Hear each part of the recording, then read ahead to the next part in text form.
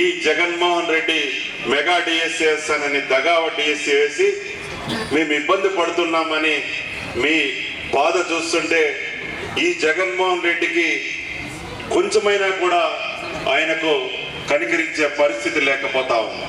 ఒక విద్యార్థి అడిగాడు అప్పుడే, అన్నా మీరు మీ మేనిఫెస్టోలో చంద్రబాబు నాయుడు గారు పవన్ కళ్యాణ్ గారి మేనిఫెస్టోలో మేము మెగా డిఎస్సి వేస్తాం, ఎప్పుడు వేస్తారనేది డేట్ కూడా మీరు పెట్టాలన్నాడు. మంచి పాయింట్ అడిగాడు తమ్ముడు. ఎందుకంటే మేము పార్టీలో కూడా ఇక్కడ ఉన్న పెద్దలంతా చాలా మంది ఉన్నారు. నేను కూడా మా యువ నాయకులు నారా లోకేష్ గారితో ఈ విషయమై చర్చించి ఖచ్చితంగా కూడా మెగా డిఎస్సి వేసే విధంగా అధికారంకి వచ్చిన వెంటనే మెగా డిఎస్సి వేస్తామని మీ అందరికీ తెలియజేస్తున్నాను. నిన్న విజయనగరం పోయి వచ్చాం, ఇవాళ అవినిగడ్డ, రేపు అనంతపూర్, ఎల్లుండి కర్నూలు, మళ్ళా కాకినాడ.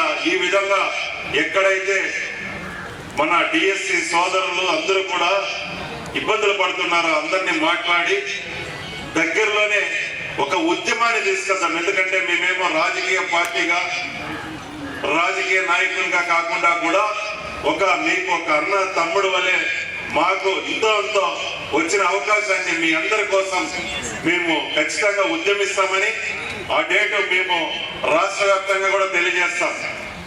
ఆ రోజు మన ఏ విధంగా అయితే టీచర్స్ ఏ విధంగా వచ్చారో మీరందరూ నిరుద్యోగ చేసి మేము లీడర్లంతా కూర్చొని ఒక కార్యాచరణ ప్రకటిస్తాం. ఆ రోజు మీరంతా విజయవాడకు వస్తే దద్దరిల్ల విజయవాడ. అప్పుడు కానీ జగన్మోహన్ రెడ్డికి బుద్ధి వచ్చే పరిస్థితి లేదు. జగన్మోహన్ రెడ్డి కూతుర్లు కానీ మంత్రులు కూతుర్లు కొడుకులంతా కూడా లండన్ లో చదువుతుంటే ఇక్కడ ఇన్స్టిట్యూట్ లో ఉన్నటువంటి పేద బడుగు బలహీన వర్గాల విద్యార్థులకు కనీసం నిరుద్యోగులకు ఉద్యోగం కల్పించినటువంటి Jaganmohan Reddy mining mafia sand మొత్తం అన్ని అమ్మేస్తున్నారు.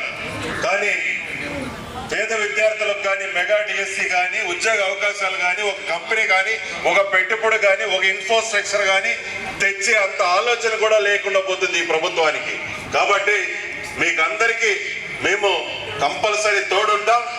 మీకు మెగా డిఎస్సి వేసేంత వరకు ఈ జగన్మోహన్ రెడ్డిని వదిలిపెట్టే ప్రసక్తి లేదు. తాడేపల్లిలో ఉన్నా, కడపలో ఉన్నా, పులివిందల్లో ఉన్నా కూడా ఎక్కడున్నా కూడా ఎవరిని కూడా వదిలిపెట్టే ప్రసక్తి లేదు. ఈ సందర్భంగా తెలియజేసుకుంటూ, ఎందుకంటే విద్యాశాఖ మంత్రి అంటే విద్యకు అన్ని రకాల తెలిసి ఉండాలి. సజ్జల డిఎస్సి అంటే ఇప్పుడే 40,000 మంది కదా స్టూడెంట్స్ ఉండేది అంటాను. మీరంతా ఒక రోజు వస్తే మేము దెబ్బలు తిన్నా కూడా మేము మీకు తరపున పోరాడడానికి సిద్ధంగా ఉన్నాం. జైలుకి పోయే కూడా తెలుగు యువత మేము సిద్ధంగా ఉన్నామని ఈ సందర్భంగా తెలియజేసుకుంటూ, మీ న్యాయమైన కోరికలు డిమాండ్ తీరేంత వరకు తెలుగు యువత మీకు అండగా ఉంటుంది. తర్వాత మా నారా చంద్రబాబు నాయుడు గారు, మా పవన్ కళ్యాణ్ గారు అధికారంకి వచ్చిన వెంటనే మీకు మెగా డిఎస్సి వేపించి రాష్ట్రంలో నిరుద్యోగులు అనేవాళ్ళు లేకుండా నిరుద్యోగులకు 3,000 రూపాయలు ఇదివరకు మేనిఫెస్టోలో ప్రకటించడం జరిగింది, ఉద్యోగం వచ్చేంత వరకు.